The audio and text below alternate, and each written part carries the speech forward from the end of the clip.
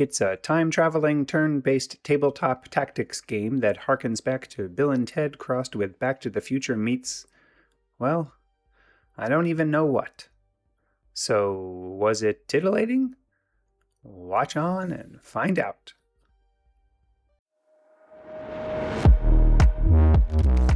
My name is Thoraxe, and this is Strategy for Busy People. If you've got a few minutes, I'll tell you what to play. Note, I take journalistic integrity seriously. The developer's marketer reached out and asked me to review this demo, but I don't let that color my opinion.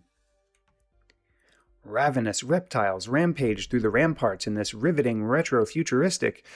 Well, it's a tabletop game, so I'm out of R's. This week on Strategy for Busy People, we are looking at Reptilian Rising by Gregarious Games, Robot Circus, and Hyperluminal Games. But I can't fit that many developers on screen, sorry. I put just under 2 hours into this, well, I'm not sure really. It's a turn-based tactics game, but it really has a tabletop aesthetic right down to the way the little characters move around. And it has some common game tropes that come from rogue lights, like the meta progression from 2 different stores. But on top of the game mechanic aesthetics, well, it's hard to classify.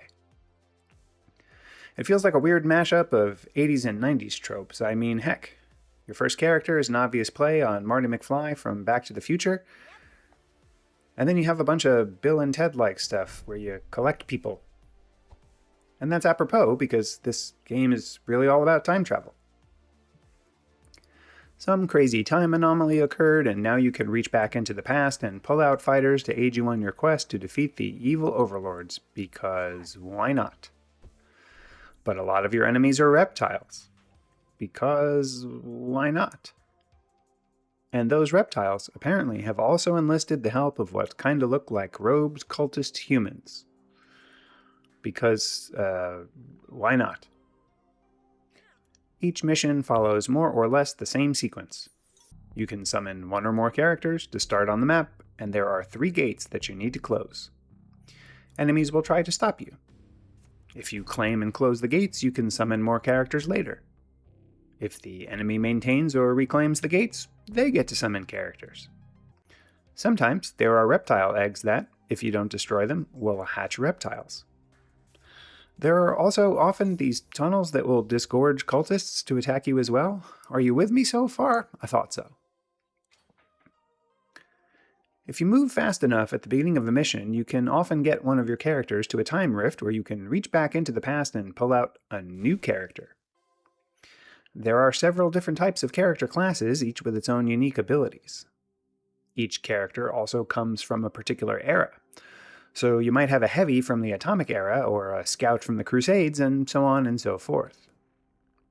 As you summon these characters into play, they have synergies that can form that will add different benefits. As an example, having 2 or more heroes from the Crusades period will give a benefit to fire resistance, because they used lots of fire in the Crusades or something, I don't know. Your characters can move every turn, and then they can perform one other action, like claiming a gate or attacking or whatever.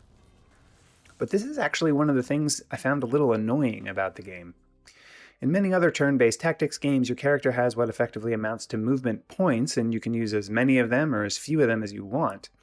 If you move halfway, you still have more movement points left to use. Reptilian Rising only allows you to move once, but given the ability to pick up coins and other items as part of the meta progression, I understand this design decision, even if I don't like it.